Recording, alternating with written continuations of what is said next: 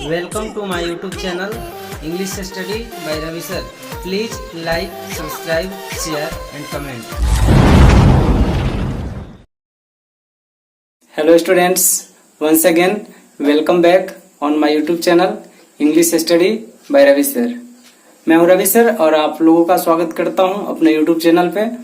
आज के इस क्लास यानी इस वीडियो के माध्यम से हम लोग 11th क्लास यानी इंटरमीडिएट फर्स्ट ईयर का इंग्लिश लिटरेचर का बुक रेनबो पार्ट 1 से प्रोज सेक्शन से second lesson Nalanda ancient city of learning doctor Rajendra Prasad के द्वारा लिखा गया यह लेसन, इसका हम लोग part wise paragraph wise detailed study करने वाले हैं। तो आप इस वीडियो का अंत तक देखें और लेसन को अच्छी तरह से समझें। तो आइए चलते हैं वीडियो की ओर, लेसन की ओर।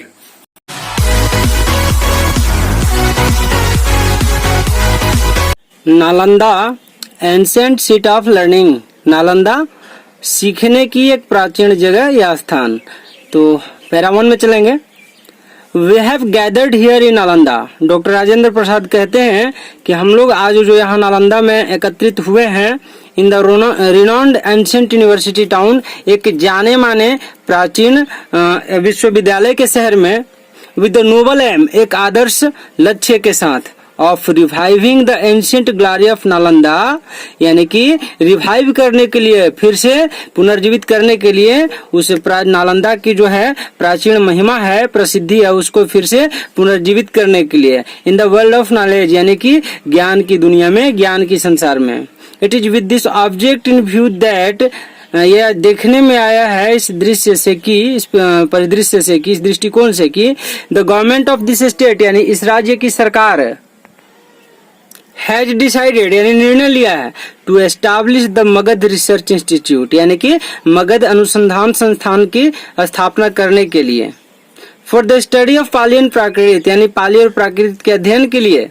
And research in Buddhist literature and philosophy, और बौद्धिक साहित्य और दर्शन शास्त्र में अनुसंधान के लिए भी इस यूनिवर्सिटी, इस इंस्टीट्यूट की स्थापना करने का इस राज्य सरकार ने निर्णय लिया है। Para 2, Nalanda is the symbol of the most glorious period of our history, Nalanda जो है हमारे इतिहास के सबसे प्रसिद्ध समय काल का एक प्रतीक रहा है। For not only did the quest for knowledge, केवल ज्ञान की खोज के क्षेत्र में ही नहीं, blossom share into its finest shape, ज्ञान तो यहाँ पर अपने सबसे उन्नत शेप में, आकृति में खिला, but also because it bond together, बल्कि इसलिए भी कि नालंदा ने दूसरे जगहों को भी बांध करके रखा। एट दैट टाइम, उस समय, the various parts of Asia with links of knowledge, यानी कि एशिया के जो विभिन्न भाग थे वो ज्ञान के लिंक से, मतलब ज्ञान के कारण वे नालंदा से जुड़े हुए थे। There are no national and racial distinctions in the realm of knowledge, यानी कि यहाँ पर कोई भी राष्ट्रीय या जातीय भेदभाव नहीं था ज्ञान के क्षेत्र में। And this was true of Nalanda, यही तो नालंदा की सत्यता थी, यही तो नालंदा की सच्चाई थी। The message of Nalanda was heard across the mountains and oceans for the Asian mainland, and for nearly 6 centuries it continued to be the centre of Asian consciousness. ऐसा कहा जाता है कि नालंदा का जो संदेश है वो कहाँ, तो उन पर्वतों के पार, महासागरों के पार तक, जो एशिया की जो भूमि थी वहां तक सुनी गई। लगभग 600 साल तक, यानी 6 शताब्दियों तक ये जो रहा एशिया, नालंदा जो रहा वो एशिया की चेतना का केंद्र के रूप में रहा। द हिस्ट्री ऑफ नालंदा, यानी नालंदा का इतिहास, dates back to the age of lord Buddha and lord Mahavira, Nalanda का इतिहास जो है वो भगवान बुद्ध और भगवान महावीर से जुड़ा हुआ है। अकॉर्डिंग टू जैन रिकॉर्ड्स, यानी कि जैन आंकड़े के अनुसार, लॉर्ड महावीरा मेट आचार्य मनखिला, लॉर्ड महावीर किससे मिले, तो आचार्य मनखिला से मिले, एट नालंदा, यानी नालंदा में। Lord Mahavira is said to have lived here for 14 years, ऐसा कहा जाता है कि भगवान महावीर यहाँ पर नालंदा में 14 वर्षों तक रहे। अकॉर्डिंग टू द सूत्र कीर्तंग, यानी सूत्र कीर्तंग के अनुसार, Lepa a rich citizen of Nalanda, Lepa कौन था, तो नालंदा का एक अमीर नागरिक था। वेलकम्ड लॉर्ड बुद्धा, उसने भगवान बुद्ध का स्वागत किया विद हिज एंटायर वेल्थ, अपनी पूरी आंतरिक संपत्ति, जितनी भी उसकी धन संपत्ति थी सब कुछ भगवान को दे दिया, and possessions, and became his disciple, और खुद उनका शिष्य बन गया। अकॉर्डिंग टू लामा तारानाथ, यानी कि लामा तारानाथ के अनुसार, the learned historian of Tibet, जो कि इतिहास तिब्बत का एक जाना माना इतिहासकार थे, Nalanda was the birth place of Sariputra, Nalanda Sariputra का जन्म स्थान रहा था। Whose samadhi survived till the reign of emperor Ashoka, जिनकी समाधि सम्राट अशोक के शासनकाल तक थी। Who enlarge it by installing a temple around it, जिन्होंने राजा अशोक ने, सम्राट अशोक ने क्या किया कि उनके समाधि के चारों ओर एक मंदिर का निर्माण करवा दिया था। तो यहाँ पर पैरा 2 फिनिश होता है। Though tradition associates Nalanda with lord Buddha and emperor Ashoka, यद्यपि जो है नालंदा का इतिहास भगवान बुद्ध और सम्राट अशोक से जुड़ा हुआ है। Yet it emerged as a flourishing university sometimes in the गुप्त एज, लेकिन फिर भी यह सबसे उन्नत विश्वविद्यालय के रूप में गुप्त शासन काल में उभरा। Taranath mentions that both Bhikshu Nagarjuna and Aryadeva were associated with Nalanda University and says further that Acharya Dingnang visited Nalanda and had a scholarly discussions. ऐसा कहा जाता है, तारानाथ ऐसा बताते हैं, वर्णन करते हैं कि बोथ भिक्षु नागार्जुन एंड आर्यदेवा, यानी कि 2 भिक्षु थे जिनका नाम नागार्जुन और आर्यदेव था, were associated with Nalanda university, वे भी नालंदा विश्वविद्यालय से जुड़े हुए थे। एंड सेज फर्दर, और इसके अतिरिक्त और कहते हैं क्या, दैट कि आचार्य डिंगनांग विजिटेड नालंदा, आचार्य डिंगनांग नालंदा में उनका आगमन हुआ था, वहां विजिट किए थे, and had a scholar discussion, और एक विद्वतापूर्ण जो है वार्तालाप हुई थी उन तीनों के बीच। इन द 4th century, 4वीं शताब्दी में, एडी मतलब 4वीं शताब्दी में, फाहियान अ चाइनीज पिलग्रिम, एक चीनी यात्री था, विजिटेड नालंदा, उसने भी नालंदा का जो है दौरा किया, वहां पर गया घूमने, एंड सा, और देखा, the stupa constructed at the spot where Sariputra took birth and died, कि एक स्तूप का निर्माण किया गया है जहां पर सारिपुत्र का जन्म हुआ था और वहीं पर उनकी मृत्यु के बाद समाधि बनी थी। बट लेकिन it was not until much later that Nalanda acquired it's outstanding position, लेकिन उस समय तक नालंदा ने जो है अपना आउटस्टैंडिंग पोजिशन गेन कर लिया था। इन द 7th century, 7वीं शताब्दी में, एडी ईस्वी में, जब during the reign of empire Harshavardhan, जब सम्राट हर्षवर्धन का शासन था वहां पर, Hiuen Tsang came to India, उस समय भारत जो है ह्वेन चेंग आया। Nalanda was at the height of its glory, लेकिन नालंदा उस समय अपने महत्तम ऊंचाई पर था, महत्तम प्रसिद्धि पर था। रेफरिंग टू ए जातक स्टोरी, एक जातक कथा के अनुसार, ह्वेन चेंग राइट्स दैट, ह्वेन चेंग लिखता है कि it derived its name from ना आलामदा, यानी कि नालंदा का जो नाम बना वो ना आलामदा से बना। द पीस ऑफ माइंड, जिसका अर्थ होता है मस्तिष्क यानी दिमाग की शांति, which lord Buddha failed to achieve in his previous birth, जिसे भगवान बुद्ध अपने पूर्व जन्म में प्राप्त करने से असफल रहे थे। Para 4, Nalanda university was born with the help of liberal public charity and donations, Nalanda विश्वविद्यालय का जो जन्म हुआ था, यानी जब शुरुआत हुआ था निर्माण हुआ कार्य का, तो लोगों की चंदा और उनके योगदान से बना था, उनके मतलब जो सामूहिक प्रयास से नालंदा विश्वविद्यालय का जो है शुरुआत किया गया था, उसका नींव रखा गया था।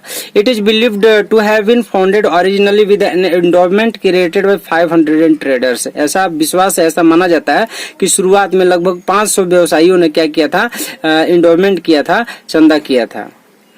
Who purchased land, जिन्होंने जमीन खरीदा, with their money, अपने पैसे से, and offered it to Lord Buddha as a gift, और उन्होंने इस जमीन को भगवान बुद्ध को उपहार स्वरूप दे दिया।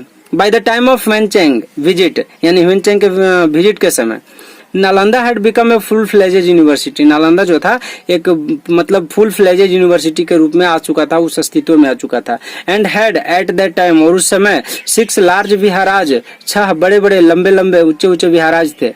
The 8th century inscriptions of Yashovarman contains a telling description of Nalanda, यानी 8वीं शताब्दी की जो शिलालेख हैं, यशोवर्मन के समय के जो शिलालेख हैं, वे बताते हैं नालंदा का विवरण के बारे में प्रस्तुत करते हैं।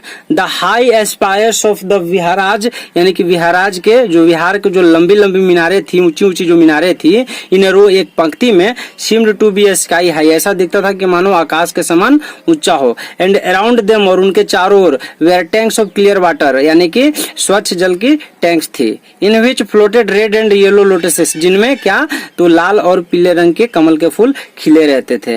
इंटरस्प्रेस्ड by the cool shade of the mango groves, और इनका कहना है कि जो आम के जो बागीचे थे उसके बहुत दूर तक छाया, जो ठंडी ठंडी हवा बहती थी बहुत दूर तक छाया थी। यहाँ पर आप देख रहे हैं नालंदा यूनिवर्सिटी का जो रिमनेंट्स है, जो अवशेष हैं, इसे इस फिगर के माध्यम से दर्शाया गया है। एक्चुअली बहुत खूबसूरत हुआ करता था यह दृश्य, लेकिन अभी अगर प्रेजेंटली आप वहां जब जाएंगे तो इस तरह की चीजें आपको देखने को मिलेंगी। अब तो खंडहर हो चुका है, लेकिन फिर भी बहुत कुछ चीजें हैं वहां देखने और समझने के लिए। The architecture and the sculptures of the halls, यानी कि जो वास्तुकला और मूर्ति कला थी उस उनके हॉल्स की, जो कमरे थे कस थे उनके, कंटेनिंग रिच ऑर्नामेंटेशन, यानी जिससे जो अलंकरण के काफी समृद्ध थे, काफी अच्छे थे, अलंकरण का केंद्र थे। एंड ब्यूटीफुल आइडल्स, और काफी खूबसूरत मूर्तियां, फील्ड वन विद वंडर, किसी को भी आश्चर्य से भर देते थे। आल्दो देयर आर मेनी संग्रामाज इन इंडिया, यद्यपि भारत में ढेर सारे संग्राम हुए, but the one at Nalanda is unequalled, लेकिन उन सभी संग्राम से नालंदा अछूता रहा। At the time of the Chinese traveller Itsing's visit, यानी कि चीनी यात्री इटसिंग के विजिट के समय, देयर वेयर 300 बिग रूम्स, वहां पर 300 बड़े बड़े कमरे थे। एंड 8 हॉल्स, और 8 कक्ष थे, हॉल्स थे।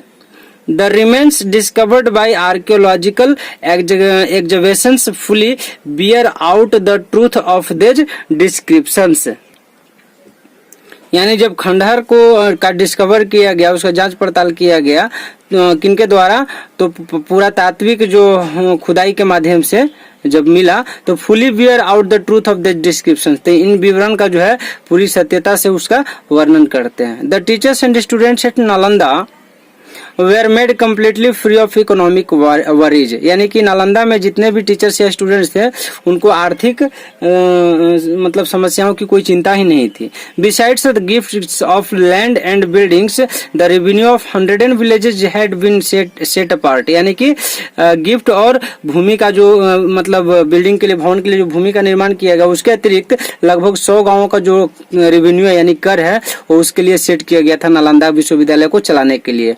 In the form of a trust, एक ट्रस्ट के रूप में, टू मीट रिक्यूरिंग एक्सपेंडिचर, जिससे कि जो आवश्यक खर्च है उसका जो है उसको सही तरीके से संचालित किया जा सके। This property of the trust had increased to 200 villages by the time of Itsing's visit, जब इटसिंग विजिट पर आए थे तो उनके टाइम में ये मतलब जो पहले 100 गांवों का जो टैक्स आता था नालंदा विश्वविद्यालय के लिए, उसको बढ़ा करके 200 गांवों का टैक्स जो है नालंदा विश्वविद्यालय के लिए आने लगा, उसके खर्च का वहन करने के लिए।